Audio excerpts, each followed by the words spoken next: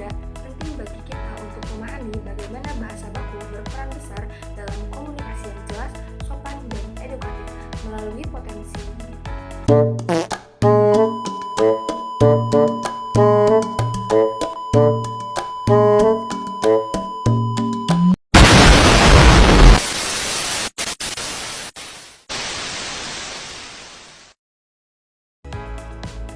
Melalui presentasi singkat ini, saya akan menjelaskan pengertian bahasa baku dan tidak baku, alasan mengapa bahasa baku itu penting, serta memberikan beberapa contoh bahasa baku dalam kehidupan sehari-hari.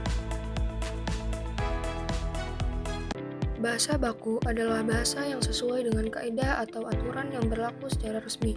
Penggunaan bahasa baku sangat penting, terutama dalam konteks formal seperti sekolah, pekerjaan, dan komunikasi resmi.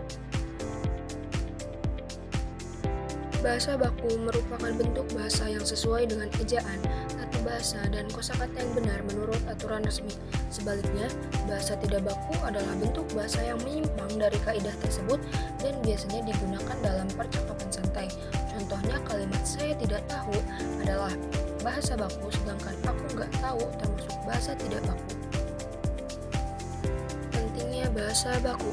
Menggunakan bahasa baku itu penting karena mencerminkan sikap profesional dan sopan dalam komunikasi resmi. Bahasa baku membuat pesan yang kita sampaikan menjadi lebih jelas dan mudah dipahami. Selain itu, dengan menggunakan bahasa baku, kita ikut menjaga kelestarian bahasa Indonesia sebagai bahasa nasional. Berikut ini adalah beberapa contoh perbandingan penggunaan bahasa baku dan tidak baku dalam percakapan sehari-hari. Perhatikan bahwa bahasa baku terdengar lebih sopan, rapi, dan sesuai untuk situasi resmi, sementara bahasa tidak baku cocok digunakan dalam lingkungan akrab ataupun santai. Untuk contoh penggunaannya adalah bahasa baku, "Bagaimana kabar Anda?" dan bahasa tidak baku, "Gimana kabar lo?" Intinya, mari kita biasakan menggunakan bahasa baku dalam situasi resmi. Pilihlah bahasa yang sesuai dengan konteks komunikasi, karena bahasa mencerminkan kepribadian kita. Dengan menggunakan bahasa baku, kita tidak hanya menyampaikan pesan dengan jelas, tapi juga turut menjaga martabat bahasa Indonesia. Demikian penjelasan singkat mengenai pentingnya penggunaan bahasa baku dalam kehidupan sehari-hari.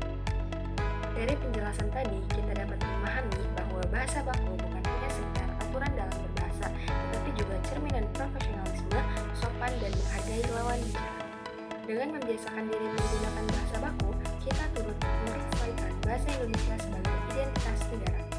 Mungkin cukup sekian pemaparan materi dari saya. Terima kasih atas perhatiannya. Semoga materi ini bermanfaat dan dapat diterapkan dalam kehidupan sehari-hari.